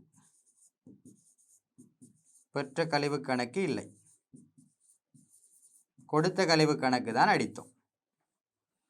எனவே அடிப்போம். பெற்ற கழிவு கணக்கு செலவு 5,000 ரூபாய். யாருக்கு கொடுத்தது? கடன் கொடுத்தோருக்கு. கடன் கொடுத்தோர் கணக்கு. கடன் கொடுத்தோர் கணக்கு 1ஆம் மாதம் 6ஆம் திகதி. பாருங்கள், மீண்டும் ஒரு முறை அந்த இரட்டை பதிவு எழுதுவோம். பாருங்கள், கடன் கொடுத்தோர் கணக்கு வரவு, பெற்ற கழிவு கணக்கு செலவு, காசு கணக்கு செலவு. காசு கணக்கு செலவு 45,000. சரி, அடுத்த கணக்கின் பெயர். பிறகு நாங்கள் பதிந்தோம். கடன் கொடுத்தோர் கணக்கு வரவு, பொறுப்பு குறைந்திருக்கிறது 50,000. அதில் 45,000 காசு, 5,000 பெற்ற கழிவு. பெற்ற கழிவு கணக்கு செலவு 5,000. நாங்கள் என்ன செய்தோம்? கடன் கொடுத்தோருக்கு கொடுத்த ஒரு பெற்ற கழிவு, அவரிடமிருந்து ஒரு பெற்ற கழிவு. அடுத்த விடயம் பாருங்கள். 1ஆம் மாதம் 8ஆம் திகதி வங்கிக் கடனில் 60,000 ரூபாய் செலுத்தப்பட்டது. அதில் வட்டி 5,000. எனவே வட்டி ஒரு செலவு, வங்கி கடனை கொடுத்திருக்கிறோம். எனவே வங்கி கடன் கணக்கு, வங்கி கடன் கணக்கு வரவு. வங்கி கடனாக எவ்வளவு செலுத்தி இருப்போம்? 55,000. பின்னர் வட்டி கணக்கு வரவு 5,000. மொத்தமாக காசு தானே கொடுத்தோம், காசு கணக்கு செலவு 60,000. இதுதான் இரட்டை பதிவு. இரட்டை பதிவினை பதிவோம். வங்கிக் கடன், வட்டி, காசு. எனவே முதலாவது வங்கிக் கடனை பதிவோம். வங்கிக் கடன் வரவு 55. வங்கிக் கடன் கணக்கு பாருங்கள், வங்கி கணக்கு தான் இருக்கிறது, வங்கி கடன் கணக்கு இல்லை, இரண்டும் வேறு வேறு. எனவே வங்கி கடன் கணக்கு என்று ஒன்று எழுதுவோம். வங்கி கடன் கணக்கு, வட்டி கணக்கு இல்லை, வட்டி கணக்கு. திகதி, விபரம், தொகை. திகதி, விபரம், தொகை. திகதி, விபரம், தொகை. திகதி, விபரம், தொகை. எனவே இந்த கொடுக்கல் வாங்கலை பதிவோம். வங்கிக் கடன் கணக்கு வரவு முதலாம் மாதம் 8ஆம் தேதி வங்கிக் கடன் கணக்கு எவ்வளவு குறைகிறது? 55,000 குறைகிறது. எனவே 55,000 முதலாவது தொகையினை போடுவோம். முதலாம் மாதம் 8ஆம் தேதி என்ன கொடுக்கிறோம்? காசு கொடுக்கிறோம். அதனால் இந்த வங்கிக் கடன் என்ன செய்கிறது? குறைகிறது. எனவே வங்கிக் கடன் கணக்கு வரவு, வட்டி கணக்கு வரவு 5,000. எனவே முதலாம் மாதம் 8ஆம் தேதி, முதலாம் மாதம் 8ஆம் தேதி வட்டியையும் நாங்கள் காசாகத்தான் கொடுக்கிறோம், காசு கணக்கு. எனவே வங்கிக் கடன் கணக்கு வரவு, வட்டி கணக்கு வரவு, மொத்தமாக காசு கணக்கில் செலவு. எனவே செலவு பக்கம் எதனை பதிவோமோ அந்த கணக்கின் பெயர். எனவே காசு கணக்கு செலவு பதிவோம். காசு கணக்கு எங்களிடம் இருக்கிறது. முதலாம் மாதம் 8ஆம் தேதி வங்கி கடனாக மொத்தமாக உள்ளதை இரண்டாக பிரித்து பதிய வேண்டும். வங்கி கடனாக 55,000 ரூபாவும் வட்டியாக 5,000 ரூபாவும் பதிந்திருக்கிறோம். இந்த திகதிக்கு கீழ் 2 விடயங்கள் இருப்பதால் மீண்டும் திகதியினை போடுவதற்கு அவசியம் கிடையாது, போட்டால் தவறும் கிடையாது. எனவே வட்டி கணக்கு செலவு நாங்கள் வேண்டுமென்றால் போட்டுக்கொள்வோம். அடுத்த விடயம் பாருங்கள். முதலாம் மாதம் 15, முதலாம் மாதம் 15 தரகு வருமானம் 2 லட்சம் ரூபாய் பெறப்பட்டது. எனவே காசு கணக்கு வரவு எழுதுவோம். காசு கணக்கு வரவு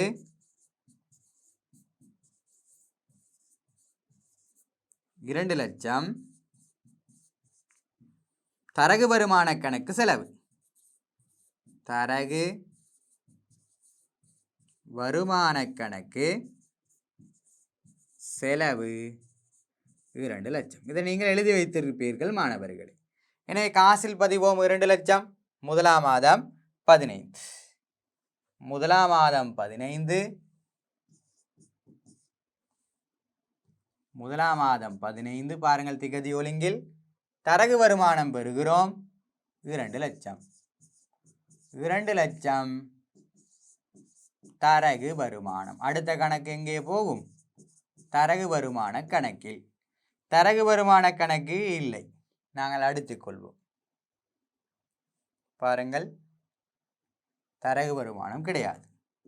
எனவே அடித்துக் கொள்வோம். தரகு வருமான கணக்கு செலவு, தரகு வருமான கணக்கு. திகதி, விபரம், தொகை. திகதி, விபரம், தொகை. செலவு 2 லட்சம். பதிவோம். முதலாம் மாதம் 15ஆம் தேதி காசினை எடுத்திருக்கிறோம். எனவே காசு கணக்கு. அடுத்த கணக்கு காசு கணக்கு. எனவே 2 லட்சம் ரூபாய் எடுத்து விட்டோம். அடுத்த விடயம் பாருங்கள். முதலாம் மாதம் 20 சம்பளம் 25,000 ரூபாய் காசோலை வரைந்து செலுத்தப்பட்டது. எனவே காசோலை வரைந்து செலுத்துகிறோம். எனவே வங்கி கணக்கில் செலவு வைக்க வேண்டும். 25,000 ரூபாய் நாங்கள் என்ன செய்கிறோம்? செலுத்தியிருக்கிறோம். முதலாம் மாதம் 20 சம்பள கணக்கு வரவு, வங்கி கணக்கு செலவு. எனவே சம்பள கணக்கு இருக்கிறான்னு பார்ப்போம். சம்பள கணக்கு இருக்கின்றதா? சம்பள கணக்கு இல்லை. எனவே அடுத்துக்கொள்வோம் சம்பள கணக்கு. அடுத்துக்கொள்வோம் சம்பள கணக்கு.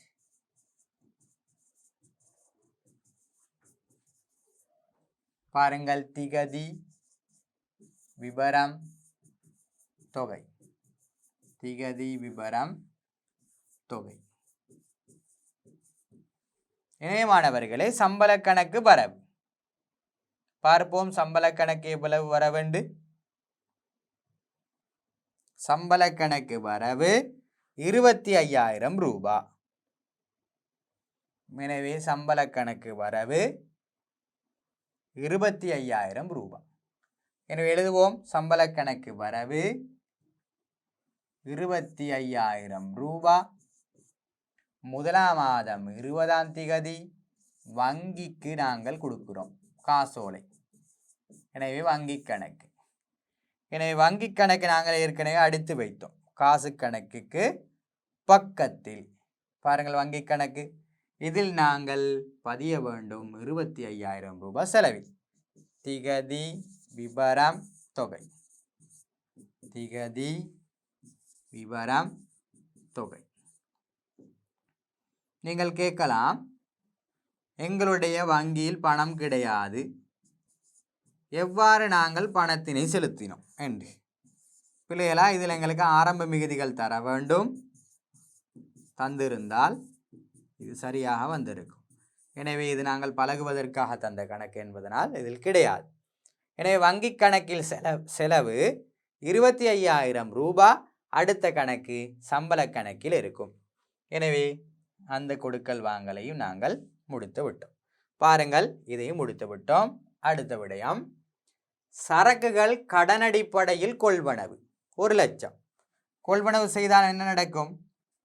கொள்வனவு கணக்கு வரவு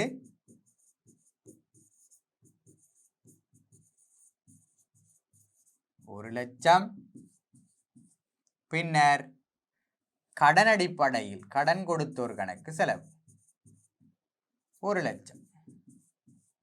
எனவே பார்ப்போம், கொள்வனவு கணக்கு ஏற்கனவே இருக்கிறதா? கொள்வனவு கணக்கு கிடையாது மாணவர்களே. பாருங்கள், முதலாம் மாதம் 25ஆம் திகதி 25ஆம் திகதி 1,00,000. கொள்வனவு கணக்கு இருக்கிறதா? இல்லை. எனவே எழுதிக்கொள்வோம் கொள்வனவு கணக்கு. கொள்வனவு கணக்கு. கொள்வனவு கணக்கு. கடன் கொடுத்தோர் கணக்கு செலவு இருக்கிறது. கொள்வனவு கணக்கு வரவு பாருங்கள் 1,00,000 ரூபாய். தொகையினை பார்ப்போம். 25ஆம் திகதி 25ஆம் திகதி 1,00,000 ரூபாய் கொள்வனவு. எனவே கொள்வனவை பதிந்து விடுவோம். கொள்வனவு கணக்கு வரவு 25ஆம் திகதி முதலாம் மாதம் 25. நாங்கள் இங்கே போடுவோம். யாரிடம் கொள்வனவு? கடன் கொடுத்தோரிடம். கடன் கொடுத்தோர் கணக்கு செலவு. எனவே இங்கே திகதி விபரம் தொகையினை பதிவோம். திகதி விபரம் தொகை. திகதி விபரம் தொகை. திகதி விபரம் தொகை. திகதி விபரம் தொகை. எனவே கொள்வனவு கணக்கு வரவு கடன் கொடுத்தோர் கணக்கு செலவு. பாருங்கள், கடன் கொடுனர். கடன் கொடுனர் இருக்கிறது. முதலாம் மாதம் 25ஆம் திகதி 1,00,000 ரூபாய் கடன் கொள்வனவு. எனவே கொள்வனவு.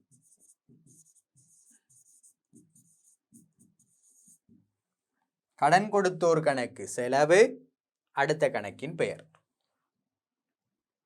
அடுத்த விடயம் 30ஆம் திகதி சரக்குகள் விற்பனை 2 லட்சம். காசு கணக்கு வரவு, விற்பனை கணக்கு செலவு. காசு கணக்கு வரவு, விற்பனை கணக்கு செலவு. காசு கணக்கு வரவு 2 லட்சம், விற்பனை கணக்கு செலவு. விற்பனை கணக்கு செலவு. முதலாம் மாதம் 31ஆம் திகதி. விற்பனை கணக்கு நாங்கள் அடித்திருக்கிறோமா? விற்பனை கணக்கு இங்கே கிடையாது. பாருங்கள், விற்பனை அடித்துக் கொள்வோம். விற்பனை கணக்கு செலவில் 2 லட்சம். எனவே எழுதுவோம், முதலாம் மாதம் 31ஆம் திகதி காசு விற்பனை, காசு கணக்கு. அடுத்த கணக்கு காசு கணக்கில் இருக்கும். ரைட், அதனை நாங்கள் பதிந்து விட்டோம். பாருங்கள், 30ஆம் திகதியினை பதிந்து விட்டோம். 30ஆம் திகதியினை பதிந்து விட்டோம். 31ஆம் திகதியினை பதிய வேண்டும். காசு விற்பனை கடன் விற்பனை என்பதை நாங்கள் 31ஆம் திகதி என்று நாங்கள் எழுதியிருக்கிறோம். எனவே இதில் நீங்கள் மாற்றிக்கொள்ளலாம். 31ஆம் திகதி என்று மாற்றிக்கொள்ளலாம். 2 கொடுக்கல் வாங்கல் நிகழ்ந்தால் பிரச்சனை கிடையாது. கடன் படுனரிடம் நேரடியான வங்கி வைப்பு 10,000. எனவே கடன்பட்டோர் தந்திருக்கிறார் 10,000 ரூபாய். வங்கி கணக்கு வரவு